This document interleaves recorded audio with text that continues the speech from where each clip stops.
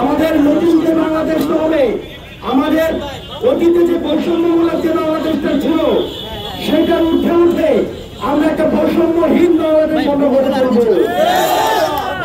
প্রিয় সহযোদ্ধা, আপনারা জানেন জুলাই আগস্টে এই জায়গাটাতে আমাদের গুলি করে হাসিনা শাহী আমাদের ভাইদেরকে আমাদেরকে হত্যা করেছে। প্রিয় চট্টগ্রামবাসী, আমরা আপনাদেরকে নতুন বাংলাদেশের গল্প শোনাতে চাই।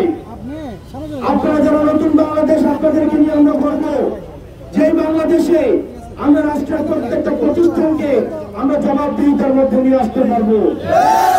আমাদের সামনে আমাদের পুলিশ ভাইরা রয়েছে, পুলিশ ভাইদের উপরে অনেকেই বিরক্ত, কিন্তু পুলিশকে কারা ব্যবহার করেছে তাদেরকে নিয়ে কেউ কথা বলে না।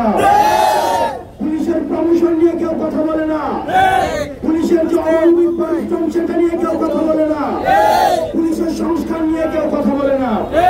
আমরা সংস্কার নিয়ে কথা বলছি, আমরা কথা বলছি। আমরা এমন একটা বাংলাদেশ গড়ব যেখানে পুলিশকে আর কেউ লাঠিয়াল হিসাবে ব্যবহার করতে পারবে না। আমরা এমন একটা বাংলাদেশ গড়তে চাই যেখানে প্রশাসনকে আর লাঠিয়াল হিসাবে ব্যবহার করতে পারবে না।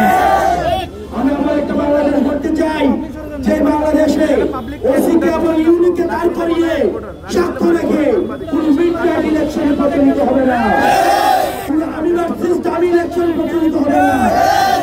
আমাদের সরকারি কর্মকর্তা এবং কর্মচারী যে বাইরে রয়েছেন, আমরা আপনাদেরকে আহ্বান জানাবো, আপনারা কোনো সরকারি কোন সরকারের দলীয় লাঠিয়াল বাহিনী হিসেবে নিজেরা কাজ করেন না।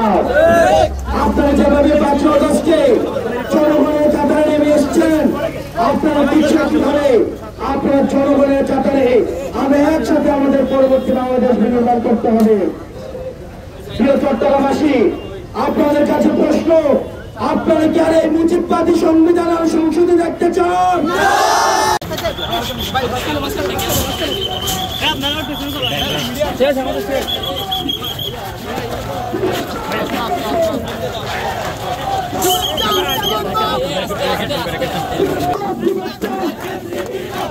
দক্ষিণ জেলা বলো, দক্ষিণ জেলা বলো, সেই নেতা, সেই নেতা বাংলাদেশের